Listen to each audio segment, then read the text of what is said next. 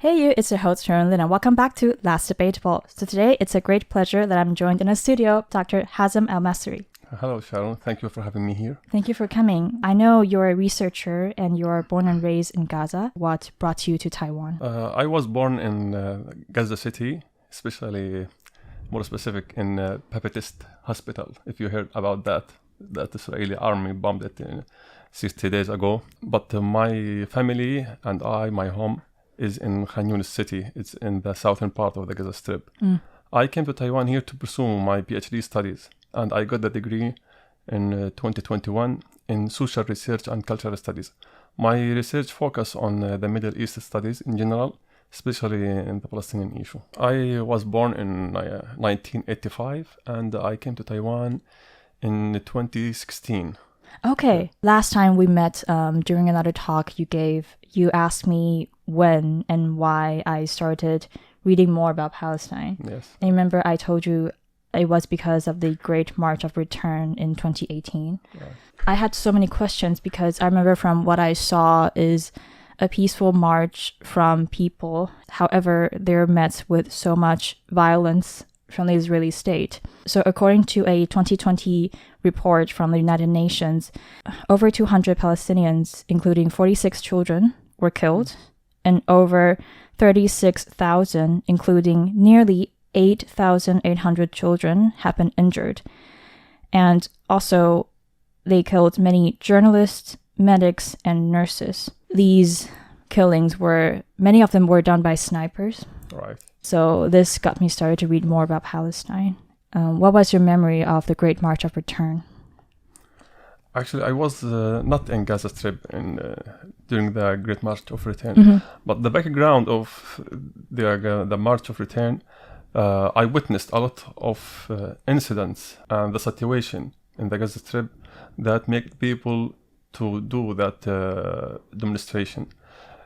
If you read the name, the Great March of Return to what? To return to where? You know that most of the Palestinians in the Gaza Strip are refugees. That Israel displaced them from their homes and lands during Nakba in 1948. Yes. So about 70% of the Israelis in the Gaza Strip are refugees. And we have another reason that, which is the Israeli blockade on Gaza Strip, which has started in 2007. So the Palestinian people wanted to get rid of all of these. I know that the Palestinians who initiated this demonstrations didn't expect to return to their homes and lands, but they wanted at least to lift the Gaza siege. The people there participated in the Great March of Return peacefully. Yes. It was not armed. But Israel, as we know it very well, it doesn't miss such opportunity to kill more Palestinians. Israel's way to deal with Palestinians is to use violence against them, and if violence doesn't work, use more violence. The Israeli army used live ammunition against Palestinians, and they use special ammunition to make more damage. So if you notice that the type of the injuries is very severe. So, but I wanted to make sure the initiative of these demonstrations was independent activists. I don't want to mention names in this regard because Sure. Not only one or two, a lot of activists helped and initiated the Great March of Return. But the most important thing here we notice that the Israeli behavior and reaction on these demonstrations. So in the other side, as you mentioned, more than 200 people died or killed by the Israeli army, and about 10,000 or 9,000 Palestinian injuries. Yeah, children. Including children, yes. Children, journalists, nurses, and all of them are non-armed. And the difficult situation that the Gaza Strip lived under the Israeli siege make the people go to the fence and demanding to end the Israeli blockade on the Gaza Strip. So at that time, after the mass killing by Israeli army against Palestinians, people started to talk about some people inside the Israeli army who caused that mass damage or mass killing against Palestinians.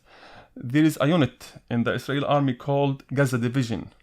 It's a very important division inside the Israeli army. So the Gaza Division committed a lot of crimes against Palestinians.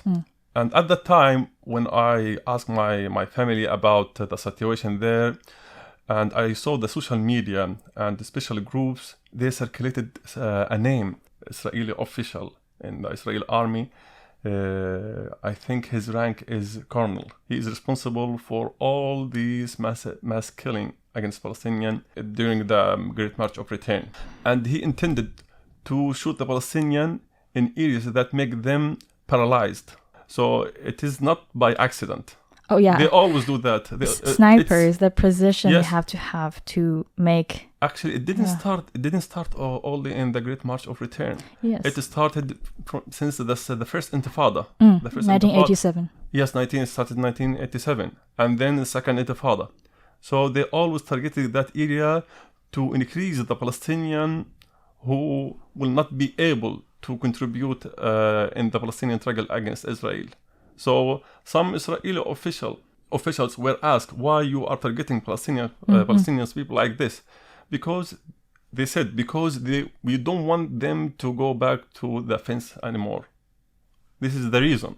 If we look at the Great March of Return, its consequences, I consider it one of the remarkable event in the Palestinian struggle against Israel, because they use pure, peaceful tools against Israel, but Israel faced it with a great violence and killed people. Didn't need to kill them. Yeah, I remember. Didn't constitute any threat to the Israeli army or to the Israeli civilians. There has always been a huge power vacuum. One side is such a well-funded, powerful state versus the other side. It's not even a fair fight. You brought something very important, and I felt like it sort of presents very solid foundation from a next question. So many people think that what happened on October the 7th was an independent incident and think it's, well, quote unquote, Palestinians started the aggression.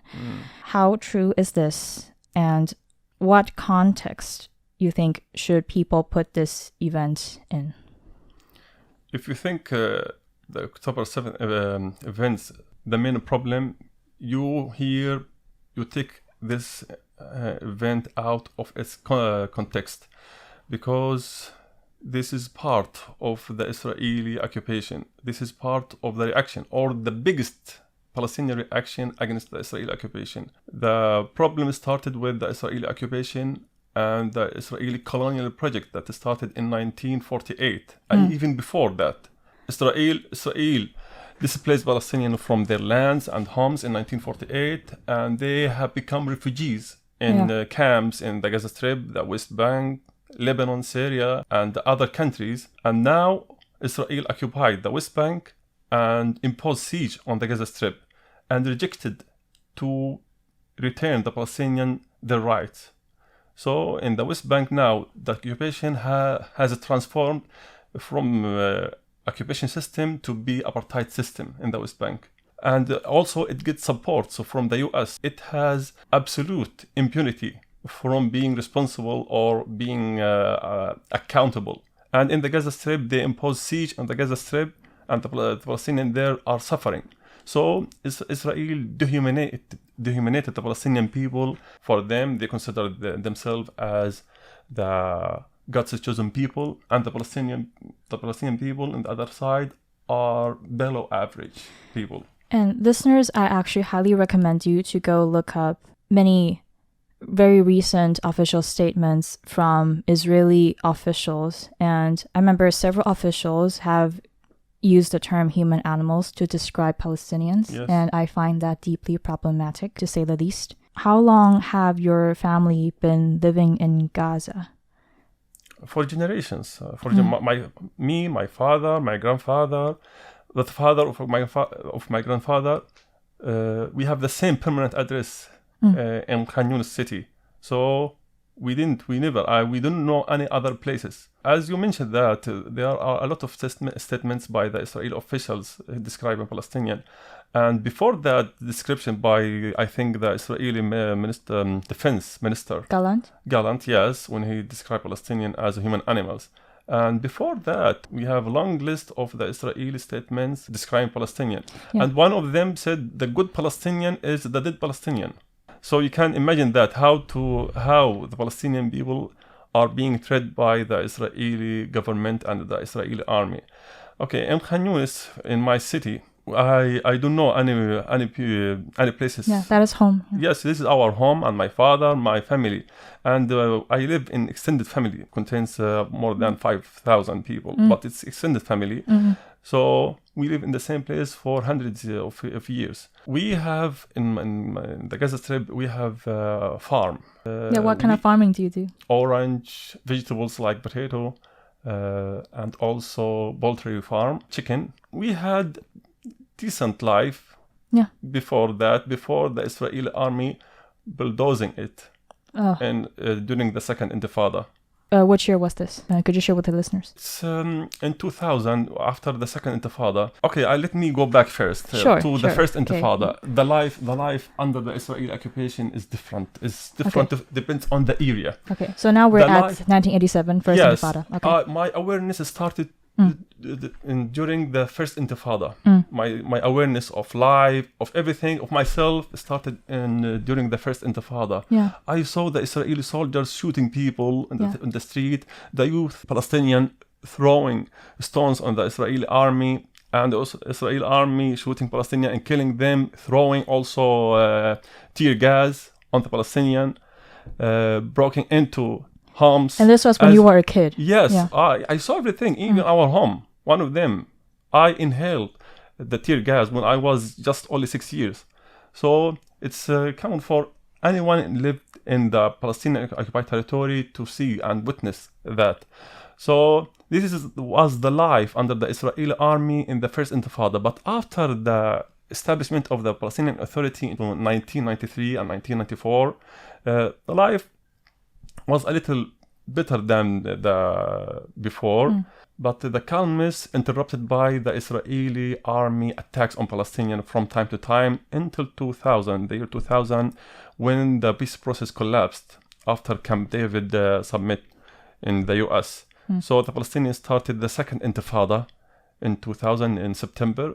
The Israeli army increased the violence they use against Palestinians. As I told you, if violence doesn't work, use more violence. And this is what happened literally in the second Intifada. Israeli stopped using only machine guns to kill Palestinians. Now they started to use Apache, military Apache choppers, yes, and F-16 and tanks. They also started to destroy the Palestinians' lives and their source of living. One of the strategy they use was to destroy everything. They call it shaving. They consider the Palestinian land or the Palestinian area as a head, and they need to shave everything on that head. Homes, lands, farms, wells, everything on that head are like hair. We need to shave it. So they deal with the Palestinian areas like this. So it was in Ramadan, the month of Ramadan. We were preparing for breaking our fasting, and our home phone rang. My father replied. It was our farmer, the farm administrator, telling him the Israeli army now is bulldozing the farm. So that means the source of our living is being destroyed in this moment. So when that bulldozing happened, what kinds of reasoning did the Israeli officials give your family's farmer and your family? Okay, because it's farm, they want to make it clean. They cannot see. They want to see everything on the ground. So just destroy everything. And from that farm, they built a fence in the middle. They took half of it and left the other side. Luckily, the administrator, because he used to live there in our farm, they kept his house, and they kept also the poultry farm inside.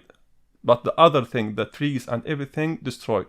Actually, it affected our economic situation severely. Yeah. So we suffered after that. Yeah, I can imagine. Yeah. So this is our example of many Palestinians. We are not exceptional. I know. A lot of Palestinians suffered not only by killing, but also in the very details in their life, in economic, and also their mental health affected by the Israeli army. You know, as someone, I care a lot about mental health. I read very actively about mental health, and I read something the other day. I think also Dr. Gabriel Mate also mentioned this. Almost PTSD is almost non-existent among Palestinians because there's no there's no post-traumatic. Yes, right. Because the trauma is everywhere constantly. You cannot count. You cannot record. So I'd love to invite you to share with us more personal insights of your daily life as someone from Gaza. So you're from Khan Yunis, southern Gaza. So say if you want to travel to the occupied West Bank, what procedures do you have to go through? Sorry to give you a short answer. It's not applicable. Why? It's not applicable. It's not allowed. Who doesn't allow it? Israel doesn't allow us. Doesn't allow us to do that, to move from the Gaza Strip to the West Bank and from the West Bank to the Gaza Strip. We cannot do that. Only some people, they give some exceptional cases. Such as if you want to get medical treatment in the hospitals in the West Bank, you need to provide documents or something. But if I want to visit just like this, no, it's not allowed. No.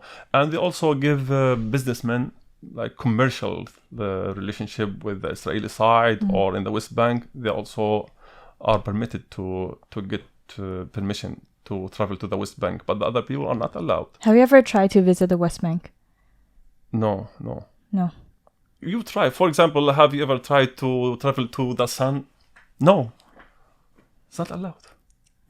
Another follow-up question. Say, what about if Gazans want to go abroad from Gaza? I think it's a little easier, or not easier, not easy at all, but there is a chance to travel. There is a chance. Okay.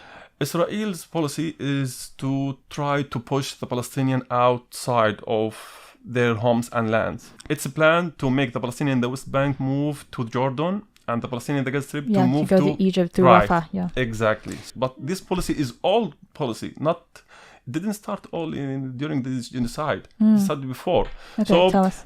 The Egyptian authorities are aware of the Israeli plan. So they are a little strict about it.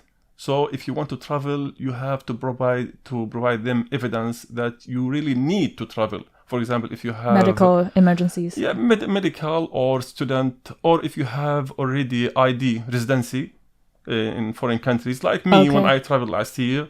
I showed them I have ID Taiwan residency, so they allowed me. And there is a quota. You cannot exceed the quota. About 500 people can travel through the Rafah crossing. That's such a small number. Yes, it's small compared to millions. For 2.4 million, it's a very small number. So because of that, you have to register and wait in a long list to travel the Gaza Strip. And after your turn comes, you need to prepare yourself for a long journey. You need to travel from the Gaza Strip to the Cairo airport because the situation there is not stable. So the journey takes about 2 to 3 days. And could you share with us as a Gazan, for you, which year, if there is a specific year that you'd like to share with people listening to this now, what time did the Israeli occupation start in Palestinian territories? The Israeli colonial project started before 1948, before it, when the immigration of Jews started in the late 19th century.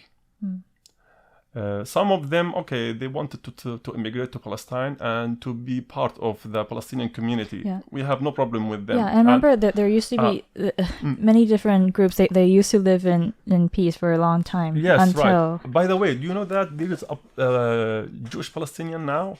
Jewish Palestinian people in the West Bank. Jewish people in Nablus City, and also in Hebron City. They are Palestinian and they speak as a Palestinian, their faces, everything. And they are Jews. So, okay. If we started about the problem when the Zionists appeared and they wanted to establish a state in Palestine, ignoring the Palestinian people. Yeah, people were already living there. Yeah. Living there. They think there is no people in Palestine. This is the problem. So they didn't consider that. And they get support from the major colonial power, which was the British. The UK, yes, right. So the UK granted them Balfour Declaration in 1917. Balfour Declaration. After that time, we saw acceleration of building or establishing the Israeli or the Jewish state. But actually it was colonial project, and until from that date they accelerated the Jewish immigration to Palestine. Not only immigration, they also built their military power for them, and the Palestinian people are unarmed. All of these under the British mandate from 1917 till 1948. So when the British mandate ended in 1948, the Zionist groups started to attack the Palestinian villages, and they destroyed about 500 villages in Palestine, displacing about 750,000 Palestinians from their homes, and they have become refugees till now. Yeah. So this is I consider that date is the date that the Israeli occupation started to Palestine. And if we consider at the 1967, they just took the rest of Palestine, but the main part of Palestine we lost in 1948. It was about 78% of Palestine, of historic Palestine, and 22% occupied it in 1967, and they also occupied Sinai Peninsula, Golan Heights. Yeah, Golan Heights. Yeah, Golan Heights, and other parts of they also part of Saudi Arabia also in the Red Sea, but they didn't mention some islands.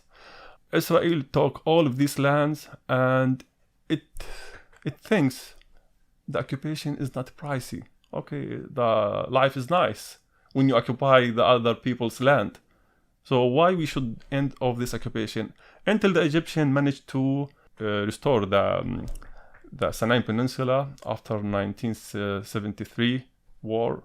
The Syrian Golan Heights did nothing, so Israel didn't return their land.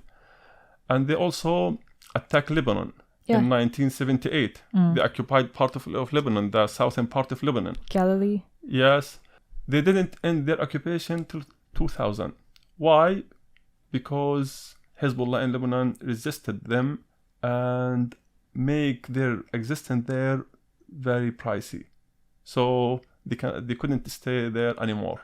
You brought up a key word that I also like to invite listeners to reflect deeply on and read more about it, the word resistance. I'll just put it out there. And I know that some people cite the 2005 Israeli disengagement from Gaza, saying that since this happened, so the state of Israel no longer controls Gaza, no IDF presence on the ground. How true is this? Actually, disengagement is not true. Okay, you can say they took their army, their troops, and their settlers out of the Gaza Strip, but they kept their control on land, on borders. I mean borders and air and sea. So the Palestinian didn't get their independence in the Gaza Strip, or the Israeli didn't withdraw from the Gaza Strip. If you withdraw, that means you leave everything and you leave the people. Yeah. So what exactly was this so-called disengagement? Disengagement that you have no relation with that place anymore. Okay, but Israel has kept its control on the Gaza Strip. Why you didn't allow the Palestinian have? Because later there was a blockade. Yes. So even before the blockade, they didn't allow the Palestinian to have airport, seaport. There used to be one, but no longer. Yes, right. It just worked for 2 years, from 1999, to 2000, or 1998 to 2000, for 2 years. Okay, Israel destroyed it during the second Intifada, in the beginning of the second Intifada, as a punishment for the Palestinians, because they demand their right of independent state. I'm really curious, what was the official reasoning that they gave, that they had to destroy this airport? They just strike it, and then the bulldozer finish it, did the rest. That's all. Because actually Israel was there in the Gaza Strip at the time, in 2000. Israel took out its soldiers in 2005, but the Israeli tanks before that time was in the Gaza Strip. So the Israeli tanks entered the airport, the Israeli bulldozers entered the airport and destroyed all of its building. We don't have airport, just that the place that used to be the airport before. So in 2005, Israel didn't disengage. Disengagement means you have no relation with that place anymore. Yes, but Israel has kept its control on the borders, on the sea and air, and didn't allow any goods enter the Gaza Strip without its acceptance. Now, if I want, for example, to use the internet, I have to get permission from Israel. Not only me, I mean the companies that work in the Gaza Strip. So they get permission from the Israeli telecommunication company. Okay, and Israel doesn't allow to have 5G, not 5G, 4G, 3G are not allowed in the Gaza Strip. Only 2G. Not because we don't have sophisticated tools or equipment. No, actually, the Palestinian people, they are advanced in technology and applications and software, especially in the Gaza Strip. But Israel doesn't allow. So Palestinians are not allowed to use 3, 4, or 5G in the Palestinian territories, in the West Bank and the Gaza Strip. Even the U.S. ambassador said that why there is no reason to deprive the Palestinian to have access to this service. Israel policy always depends on to take everything from Palestinian, even that things that Israel doesn't want, just to make the Palestinian don't think beyond that. Just think about the things, the basic need that we deprive them, and they will never think beyond that. They will never think about their independence. They will never think. They will never think about uprising. About uprising, yes. They will never think about their sovereignty or statehood. So just make them busy with these mundane basic, everyday life. Yes, daily lives needs. Yeah. So if you can see that. This is a very good segue to talk about. Okay, let's talk a little bit about military checkpoints. Yes. From what I read, part of the everyday life of every Palestinian living in Gaza or the occupied West Bank or East Jerusalem. Could you share with us what going through one of the checkpoints is like? And for example, how long usually would it take to go through a checkpoint? Luckily, in the Gaza Strip, we don't have checkpoints anymore. I mean, before this, the current genocide, between 2005 until now, we don't have checkpoints. But it's common in the West Bank. More than 500 or 600 checkpoints in the West Bank, scattered in the West Bank, make the Palestinian people lives so hard. If you want to go through, I experienced it. Yeah, do you have friends and family in the West Bank? Not before friends and families. I experienced the checkpoints when it was in Gaza before 2005. It divided the northern part and the middle part, and between the middle part and the northern part of the Gaza Strip. So I was in Khan Yunis city, and my university was in Gaza. So if I want to go from Khan Yunis to Gaza, I have to go through the checkpoint at the time. Actually, the experience not the same. Sometimes they open it, just you need to slow down, and the road it takes about 1 hour. Okay, 1 hour. But if they close it, or they wanted to have check, okay, the Palestinian identity, or they need to check up, so it takes very long hours, sometimes days. People staying and sleeping on near the checkpoints, waiting for their turn to go home. So the distance from Khan Yunis to Gaza is about 30 kilo. It's not a long distance, yeah. Yeah, not long. It's about only 30 minutes by car. Some people were compelled to rent houses in the Gaza Strip near their universities and work to avoid going through the Israeli checkpoints. So what exactly were Palestinians being checked on in the checkpoints? Actually, sometimes nothing. Just to make the Palestinian feel that by Israel, we are here. To tell them we are here. Okay, don't live normal life. Israel is here. Okay, just as a message. And sometimes, if the Israeli soldier is bored, or the Israeli border is angry, it can shut the road, and just Palestinian wait. So, in the West Bank now, the situation is much worse than was in the Gaza Strip. Now, current situation of the checkpoints, you need to go through something like in cages. Something like cage, similar cages. Yeah. Actually, in Khan Yunis, the checkpoints, they also naming the same name. They call it halaba. Halaba means milking. You have to go through the same process as milking cow. You have to go through the cage and wait, and they check. Maybe they just check your identity. Sometimes you have to... Yeah, your bags and everything. Your body, yes, and the cars. So it happens suddenly, and sometimes it takes days to wait to go home.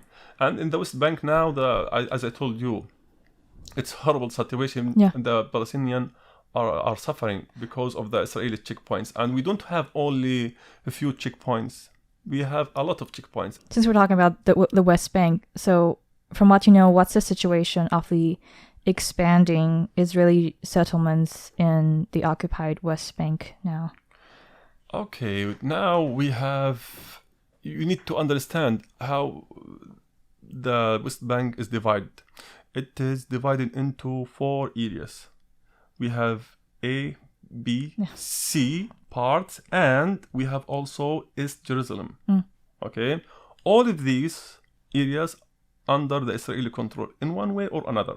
If you go to A area, the Palestinian Authority control that area totally under the Palestinian Authority.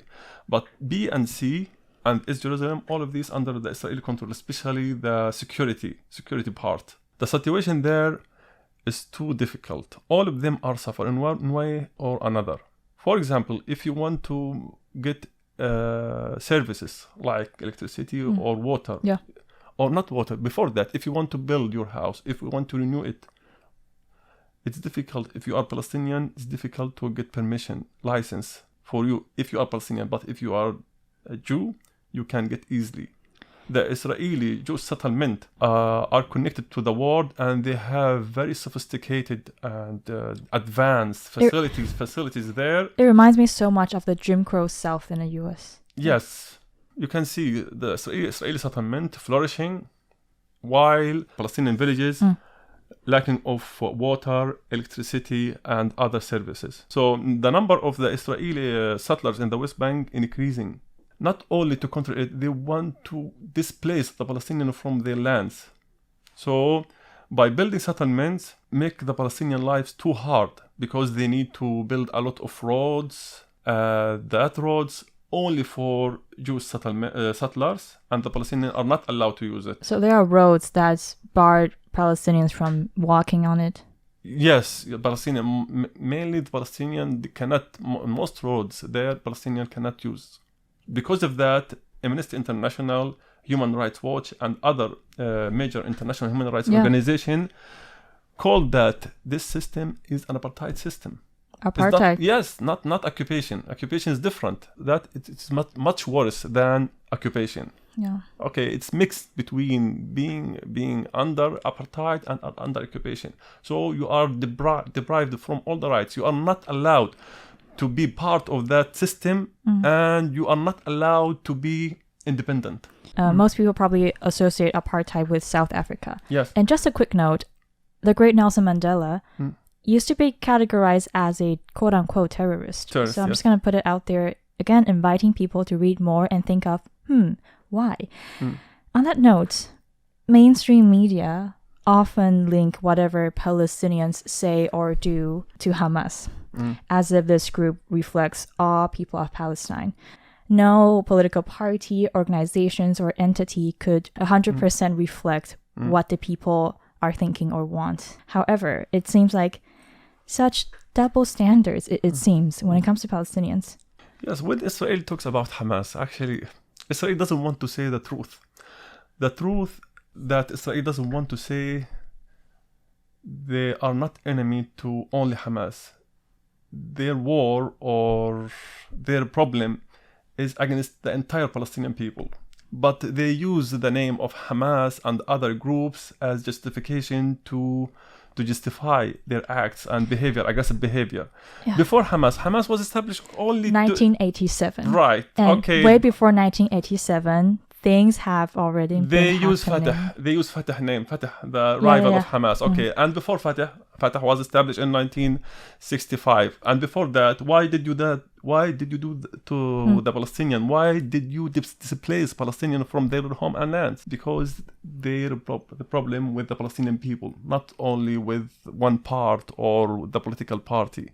If Hamas now disappeared, the problem will still exist. This is actually, it's fallacy when you say, okay, when Israel say, okay, our problem with only Hamas. No, if Hamas disappeared, I really tried to believe in that. And for me, it hasn't been successful because I remember not long ago, for example, previously they said, northern Gaza is not safe. Please evacuate to the middle part. So many people, they did that.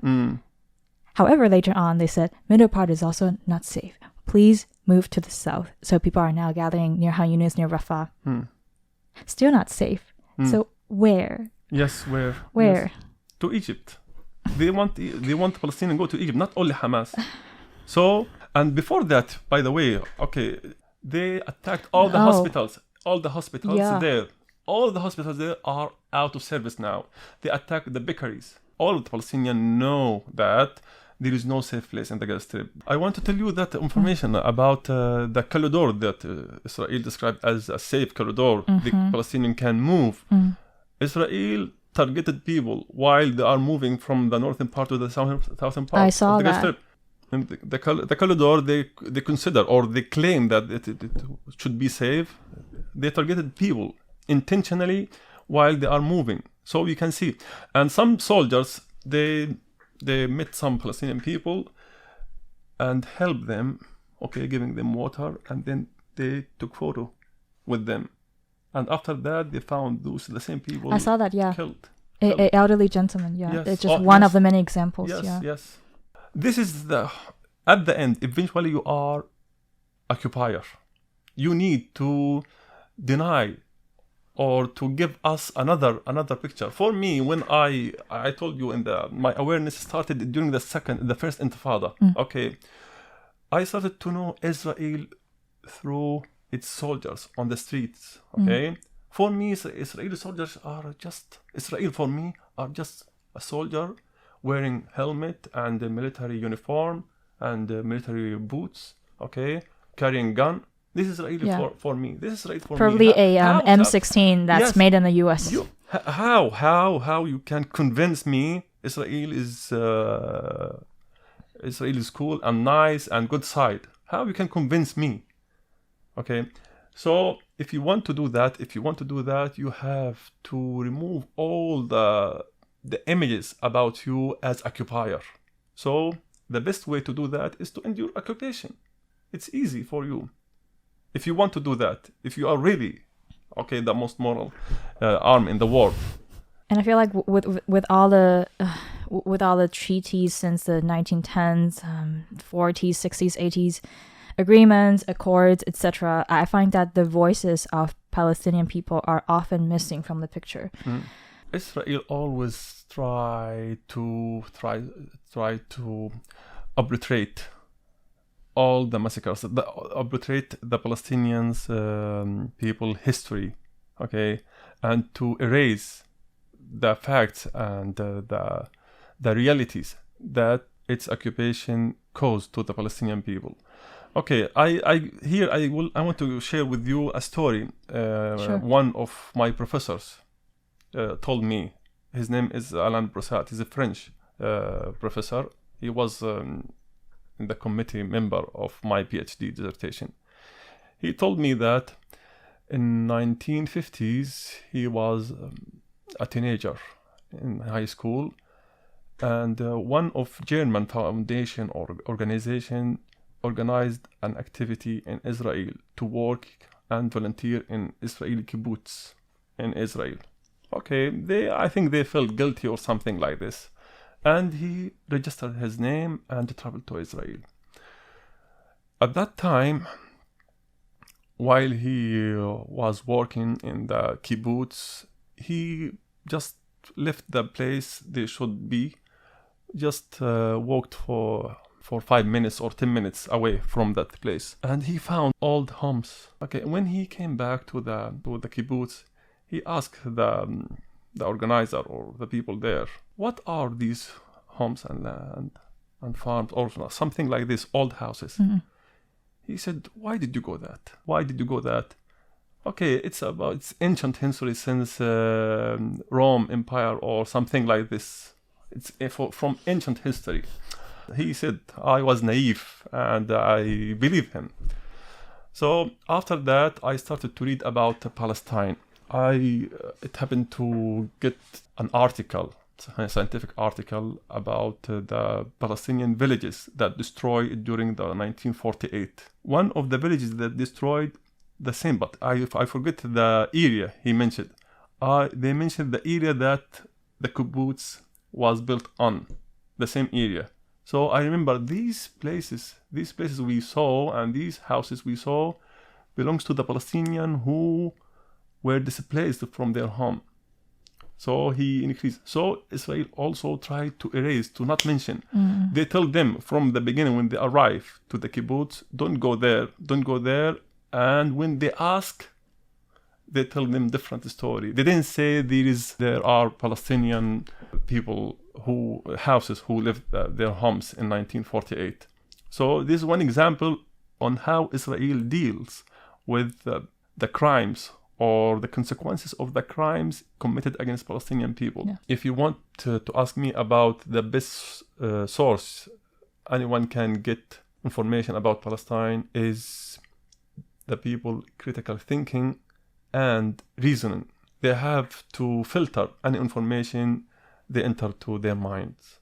Okay, they need to think about any information, even from the Western media that totally biased to the Israeli narrative, like Fox News and CNN and others. Okay, they need to filter it. They need to use critical thinking by asking themselves why Palestinians are fighting Israel.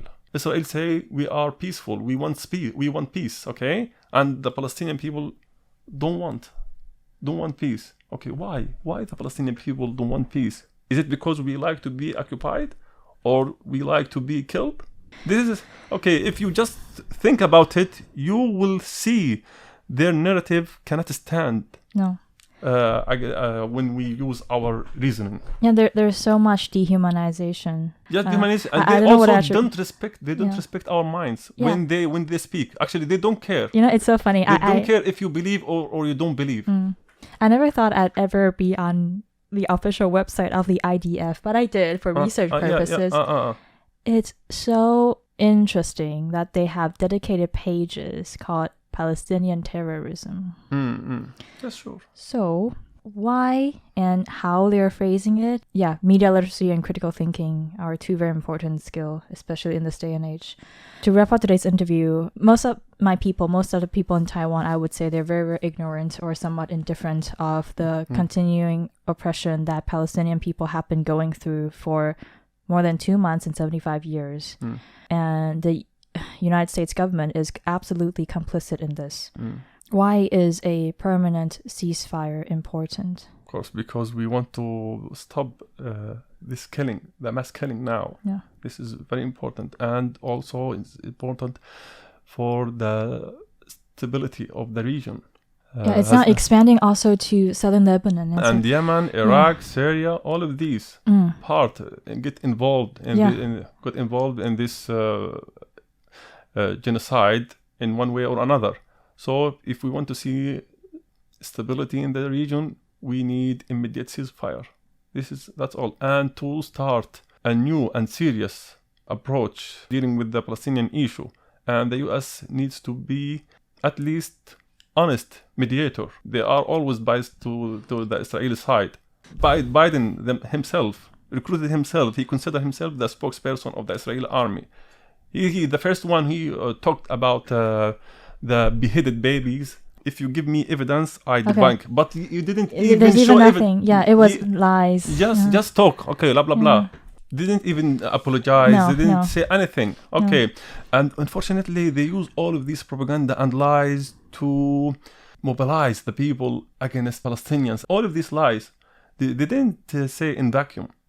They intentionally did that to justify the massacres that would happen.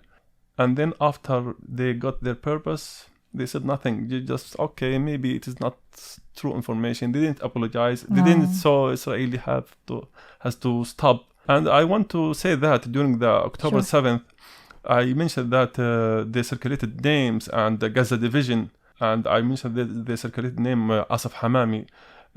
One of the October 7th attack main goal is to make the Israeli occupation very pricey for Israel, to feel that your occupation is not easy for you. And the second reason, retaliation for all the mass killing against Palestinian people. Because of that, Hamas fighters carried Asaf Hamami photos with them when they attack. They directly went to Gaza division headquarters and they found Asaf Hamami there and they killed him. So one of the reason of the October 7th attack is to get revenge from some Israelis who committed the crimes against Palestinians. Asaf Hamami, who targeted Palestinians during the Great March of Return. Do you have any final message that you'd like to share with people, and especially, for example, people in Taiwan, to read more and start to care?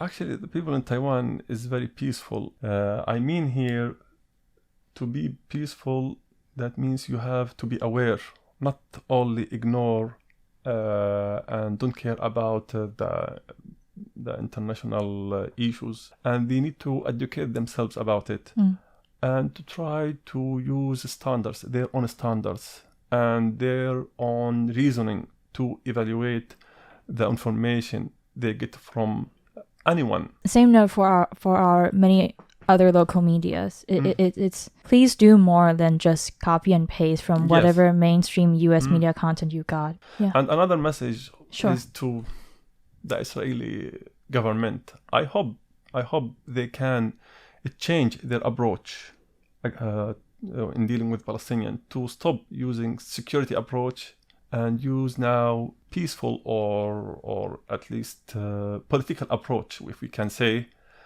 and to find a solution to return the Palestinian rights to them, to not deprive them from their rights anymore. Well, Hazem, thank you so much for joining me today, and thank you so much for sharing your insights. Yeah, Thank and you.